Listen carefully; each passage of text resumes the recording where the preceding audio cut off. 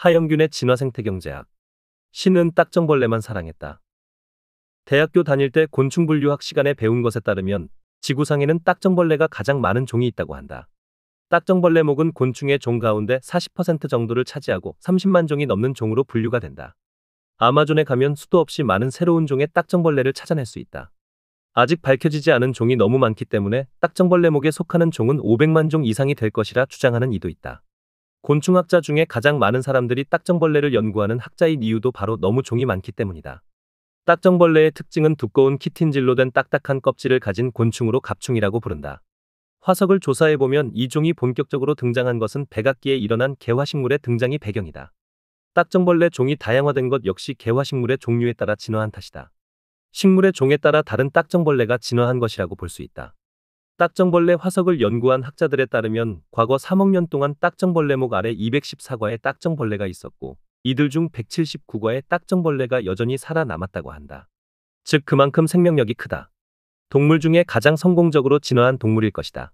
딱정벌레목에 속하는 딱정벌레 종류로는 딱정벌레과의 기랍잡이, 먼지벌레, 풍뎅이과의 장수풍뎅이, 사슴벌레, 풍뎅이, 무당벌레과의 무당벌레, 칠성무당벌레, 반딧불이과의 반딧불이, 애반딧불이, 하늘소과의 하늘소, 장수하늘소, 바구미과의 쌀바구미, 밤바구미, 물방개과의 물방개, 줄무늬물방개 등 수없이 많은 딱정벌레에 속하는 곤충들이 알게 모르게 우리의 일상에 항상 존재하고 있다.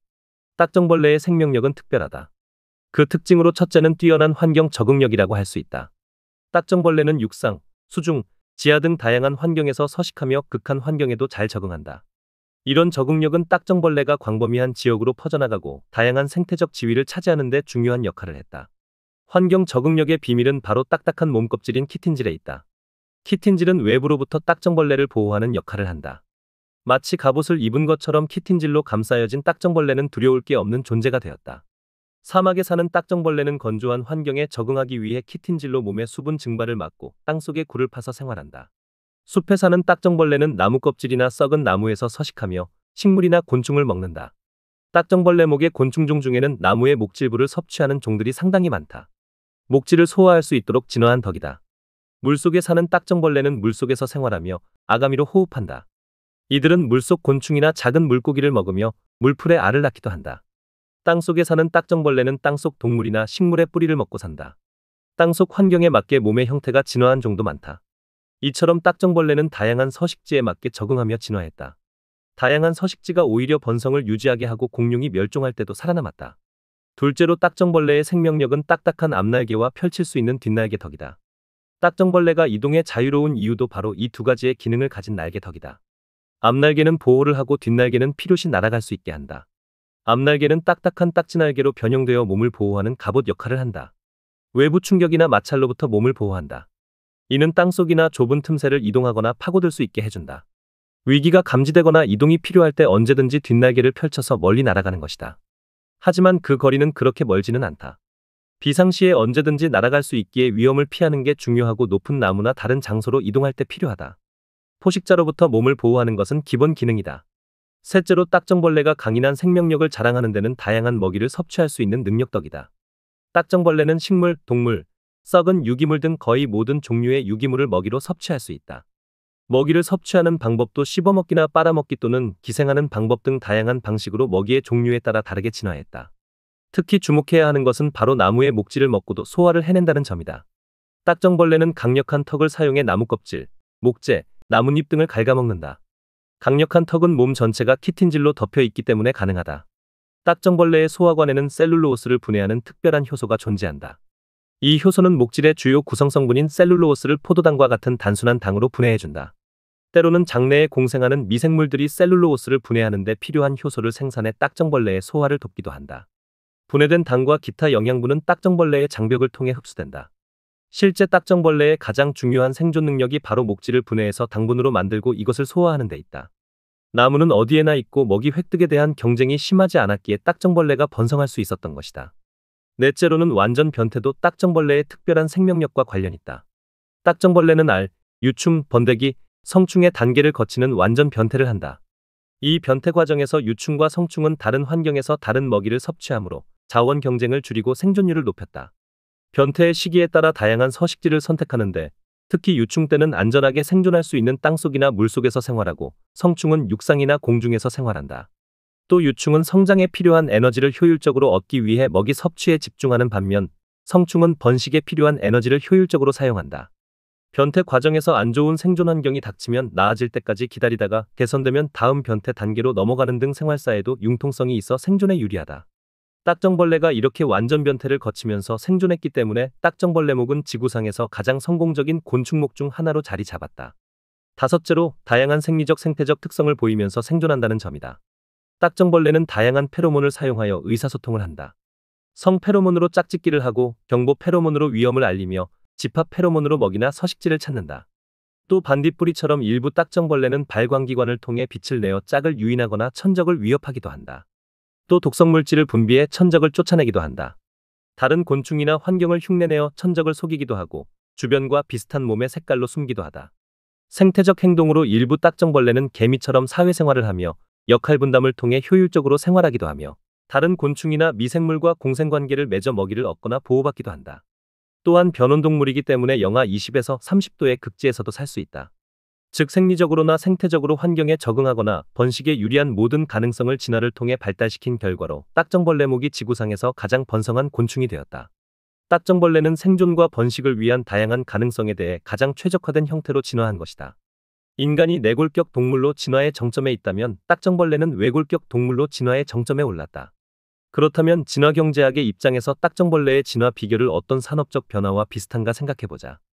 딱정벌레의 다양한 진화는 중소기업의 진화와 많이 닮았다고 보여진다. 중소기업은 사업 기회가 보이는 곳곳에 숨어들어 새로운 사업을 일으킨다. 실패도 하고 성공도 하지만 그래도 중소기업들이 활성화될 때 한국 경제는 살아날 수 있다. 중소기업이 활성화되는 조건을 만들어주는 것이 필요한데 이 점을 딱정벌레를 통해서 배울 수 있다. 먼저 딱정벌레의 겉껍질인 키틴질처럼 중소기업도 보호를 받을 수 있는 강력한 보호막이 필요하다. 이 보호막이 있을 때 다양한 서식처를 찾아가듯이 중소기업들도 자신만의 니치마켓을 찾아갈 수 있다. 정책적으로 지원하는 중소기업의 보호막으로 금융지원을 원활히 해주거나 기술 혁신을 지원하거나 시장 개척 지원도 해 중소기업이 생존할 수 있게 정책을 펼치는 것이다. 이를 통해 강한 중소기업을 만들어내 환경에 휘둘리지 않고 성장을 해나갈 수 있게 만들어 주어야 한다. 정책의 효율성이 떨어져 중소기업들에게 효과적이지 못할 경우가 많은데 그렇더라도 충분한 지원이 이루어지면 결국은 살아남는 중소기업이 시장을 키워가고 성장하게 되는 법이다. 둘째로는 딱정벌레의 완전 변태처럼 중소기업도 단계별로 성장을 할 수 있게 하는 것이다. 중소기업은 단계별로 사업 모델도 다르고 수익 구조도 다르고 필요한 역량도 다르다. 마치 딱정벌레가 알, 유충, 번데기, 성충 등의 단계에 따라 필요한 영양분도 다르고 생존 방식도 다르듯이 중소기업도 이런 변화를 겪으면서 성장한다. 이 단계별로 성장할 때 이에 맞는 최적화된 지원이나 정책이 필요하다. 중소기업이 성장하는 단계별로 필요한 자원이 다른데 정책적으로 단계별로 지원하는 구조를 만들어야 한다. 셋째로 다양한 시장을 찾아갈 수 있게 해야 한다. 선진국에만 좋은 시장이 있는 것이 아니고 후진국에도 시장이 충분히 있다. 첨단 기술 시장만 좋은 것도 아니고 전통산업에서도 충분히 수익을 낼 수 있고 혁신도 할 수 있다. 좋아 보이는 미래 시장에 진입하려고 하는 기업만 지원할 게 아니라 다양한 시장에 자신만의 방식으로 개척해 나가는 중소기업을 지원해야 한다. 시장은 편중되면 안 된다. 어떤 시장이든 미래가 분명히 있고 중소기업도 의지를 가지고 가는 시장이라면 지원을 아끼지 말아야 한다. 넷째로 다양한 수익 모델을 만들어가는 중소기업을 지원해야 한다. 수익 모델은 중소기업이 많으면 많을수록 다양할 수밖에 없다. 중소기업들은 자신만의 수익 모델을 가지고 있는 경우가 훨씬 많다. 도저히 될 수 없을 것 같은 사업 구조인데도 수익 모델을 만들어서 이익을 내는 경우가 있다. 그 근본적인 이유는 모든 사업에는 어떤 방식의 수익 모델이든 가능하기 때문이다.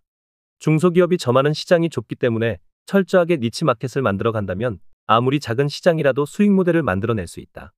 마치 딱정벌레가 다양한 먹이를 기반으로 살아가는 것과 비슷하다. 다섯째로 중소기업은 대기업과는 다른 방식의 생리적 또는 생태적 특징으로 유연성과 혁신성을 갖출 수 있다. 중소기업은 숫자가 많은 만큼 변화에 민감하다. 그리고 대기업이 도전하지 못하는 일들을 도전할 수 있다. 망하면 다시 시작하면 된다는 도전 정신을 가지고 있다. 창의적인 아이디어와 기술력을 기반으로 혁신 제품과 서비스를 도전적으로 개발하고 시장에 런칭하는 것이다. 이 시장은 대부분이 틈새 시장이다. 대기업과는 맞서 싸울 수 없기에 대기업이 진출하기 어려운 틈새 시장을 공략해 경쟁력을 확보한다. 이를 위해서 특정 분야를 정하고 전문성을 집중하여 차별화된 제품 및 서비스를 제공함으로써 시장을 파고드는 것이다. 중소기업은 시장이 지역에 한정되어 있기에 지역 경제와 밀접한 연관을 가지고 있다. 그래서 지역 사회와의 긴밀한 관계를 통해 상호협력 및 발전을 도모할 수도 있다. 이들의 도전을 지원할 때 세계적인 기업이 탄생할 수 있다고 본다. 지금의 대만계 TSMC처럼 한국은 대기업 중심 산업 정책을 오랫동안 펼쳐왔다. 그러나 문제는 대기업이 어느 정도 안정화되면서 기술 혁신을 주도할 수 있는 역량이 줄어드는 데 있다.